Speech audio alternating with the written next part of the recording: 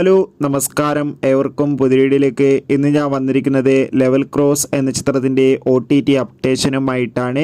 വീഡിയോയിലേക്ക് മുൻപ് video like ചെയ്യുക, ചാനൽ സബ്സ്ക്രൈബ് ചെയ്യാൻ വേണ്ടി ശ്രമിക്കുക. ആസിഫ് അലി, അമല പോൾ, ഷർഫുദ്ദീൻ എന്നൊക്കെ പ്രധാന കഥാപാത്രങ്ങളായി ജൂലൈ 26 റിലീസ് ചെയ്ത ചിത്രമായിരുന്നു ലെവൽ ക്രോസ്. എല്ലാ സിനിമാ പ്രേമികളും ഒരേപോലെയായിരുന്നു ചിത്രത്തിൻ്റെ റിലീസിനായി കാത്തിരുന്നത്.